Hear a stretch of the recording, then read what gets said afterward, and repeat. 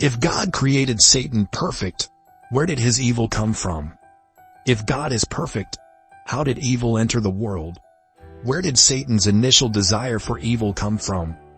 God initially created Satan through the ministry of his Son, Jesus Christ, as confirmed in John 1:1-3.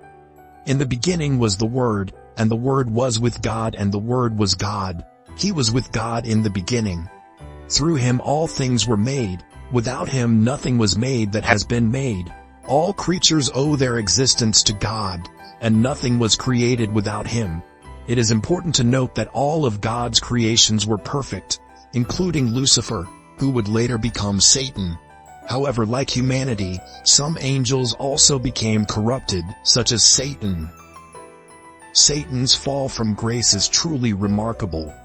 To understand this, let's hear how the prophet Isaiah spoke about the origin and fall of Satan. How you have fallen from heaven, morning star, son of the dawn. You have been cast down to the earth, you who once laid low the nations.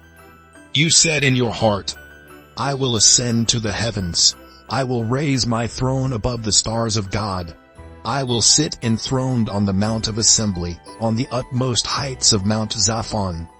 I will ascend above the tops of the clouds. I will make myself like the Most High. But you are brought down to the realm of the dead, to the depths of the pit. Isaiah 14:12-15.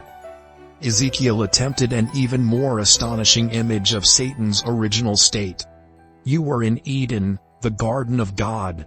Every precious stone adorned you, carnelian, chrysolite and emerald, topaz, onyx and jasper, lapis lazuli, turquoise and beryl. Your settings and mountings were made of gold. On the day you were created they were prepared. You are anointed as a guardian cherub, for so I ordained you. You were on the holy mount of God. You walked among the fiery stones. You were blameless in your ways from the day you were created till wickedness was found in you. Through your widespread trade you were filled with violence, and you sinned. So I drove you in disgrace from the mount of God, and I expelled you, guardian cherub, from among the fiery stones. Ezekiel 28:13-16. Satan's rebellion is a cautionary tale against pride and self-obsession. Jesus described witnessing Satan's fall from heaven like lightning. Fully understanding what Jesus meant, let's look at the context. It was when 70 disciples returned after Jesus sent them out to evangelize and prepare the way to Jerusalem. They returned full of joy and perhaps personal pride, reporting to Jesus, Lord, even the demons submit to us in your name. It was then that Jesus warned them against pride, saying, I saw Satan fall like lightning from heaven. Jesus was warning against excessive pride, indicating that the joy of their authority over demons should not lead to excessive pride. Pride is a sin that can lead to other sins. Just as excessive arrogance caused Lucifer's fall and his expulsion from heaven, the disciples should be careful to avoid this danger in their ministry. As a consequence of his misconduct and rebellion, God dethroned Satan, and he was expelled from his privileged position on the holy mount of God and came to the earth. After his original sin, his punishment awaits him in the form of eternal fire. Satan brought evil into the world, despite being perfect in his creation, because evil originated in him, as he developed pride and arrogance, turning something beautiful and perfect into sin and imperfection. Here are some of the things pride led Satan to contemplate and attempt against God. Even though he already had access to God's presence, Satan sought to replace God. I will ascend to the heavens, I will raise my throne above the stars of God. The reference to the stars symbolizes the angels, and Satan desired to elevate his authority above other celestial beings. I will sit enthroned on the Mount of Assembly.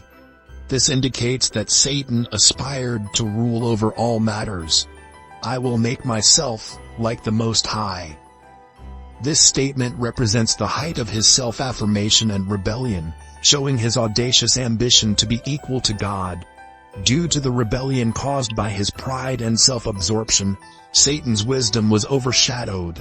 He became obsessed with himself, meditating on his own beauty instead of focusing on God's glory, leading to his fall. This story highlights the danger of pride and self-obsession. Understanding Satan's pride serves as a cautionary lesson for us, helping us to avoid such pride in our own lives through the presence of the Holy Spirit. In addition to Isaiah and Ezekiel's accounts, there are other biblical narratives and passages that shed light on Satan's fall and the origins of evil. One such story is the temptation of Adam and Eve in the Garden of Eden.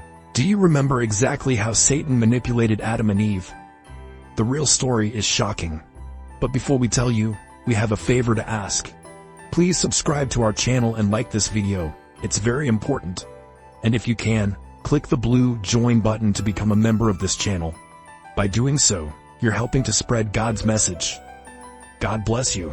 According to Genesis 3, Satan, disguised as a serpent, tempted Eve to eat from the forbidden tree of knowledge of good and evil. He deceived her by questioning God's command and appealing to her desire for wisdom and power. Eve succumbed to temptation and ate the fruit, and Adam followed suit.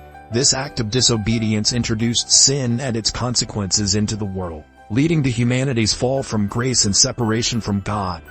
Furthermore, throughout the Bible, Satan is depicted as a deceiver and adversary who seeks to undermine God's plans and lead people astray. In the book of Job, Satan challenges God's sovereignty and accuses Job of only serving God because of his blessings. God allows Satan to test Job's faithfulness by afflicting him with suffering, but Job remains steadfast in his devotion to God. This story illustrates Satan's role as a tempter and the importance of remaining faithful to God in the face of adversity. Another important aspect of Satan's character is his role as the ruler of this world. In the New Testament, Satan is described as the god of this age, who blinds unbelievers to the truth of the gospel. 2 Corinthians 4:4. He tempts Jesus in the wilderness with promises of power and authority over the kingdoms of the world. Matthew 4:1-11, highlighting his desire to exert control and influence over humanity. Despite Satan's attempts to thwart God's purposes, the Bible assures believers that ultimately, God is sovereign and victorious over evil. In Revelation, Satan is defeated and thrown into the lake of fire, along with his followers, for eternity. Revelation 20:10. This final judgment demonstrates God's justice and righteousness, and underscores the importance of trusting in his divine plan. In summary, while the origins of evil and Satan's fall remain mysterious and complex, the Bible provides insights into these topics through various narratives, passages, and teachings. By studying and reflecting on these accounts, believers can gain a deeper understanding of God's character, Satan's tactics, and the nature of evil, ultimately strengthening their faith and commitment to following God's will. If you liked our video, please like, comments, and subscribe. And don't forget to click on the bell icon so that you can easily receive notifications for every upcoming new video.